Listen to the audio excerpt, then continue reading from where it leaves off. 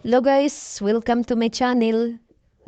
Unbox tayo ngayon guys ng clipper guys na nabili natin sa online kasi medyo makapalambok natin guys. Kailangan gupitan natin sa kadadalawang linggo guys kasi atras abanti na yung buhok natin. Kala niyo ba guys as sakyan lang ang may atras abanti? Tayo din mga tao guys, umaatras abanti na rin yung buhok natin, nakakalbo na tayo. Dahil sa sobrang stress, pagod, o problema ba sa pamilya guys, yan. Yan na guys. Yan. Open na natin to guys kung magandang quality nga ba to na clipper guys. At napakamura lang niya guys, 204 lang. Yan guys oh. At 100 plus lang to kasi may shipping pa. Yan, ang ganda niya guys oh. Nanyo guys. At may mga ano pala guys, 15 watts lang siya guys. Mahina siya sa kurente guys. Oh. Napakatipid niya. At may mga kasama pala itong mga accessories guys. Yan na. Yan na si Uncle guys. Oh.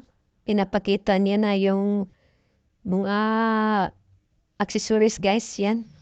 May pangkalbo na pala dyan guys. Hindi ko na kailangan yung mga ganyan-ganyan kasi kalbo na tayo guys. Yan. Lagyan muna natin yan ng ano guys. May manual pa rin itong kasama guys. Tinitingnan-tingnan ko lang kasi hindi ako marunong magbasa guys. Yan.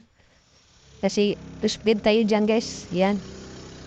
May kasama ding supply guys. Di na kailangan yan guys kasi nakakalbo na tayo. Yan. May steel brush pang kasama guys para maganda yung malinis to ang ating clipper guys. Yan. Yan o si Uncle guys oh. At lagyan natin to ng edible guys. Tawag dyan langis. Sa inyo yan guys, langis. Yan. Para malapot-lapot din guys. Para hindi magasgas yung mga bleed niya.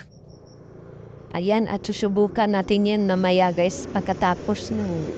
Ito walang pangalan niya guys oh. Pangalan ng clipper guys. At susubukan natin guys.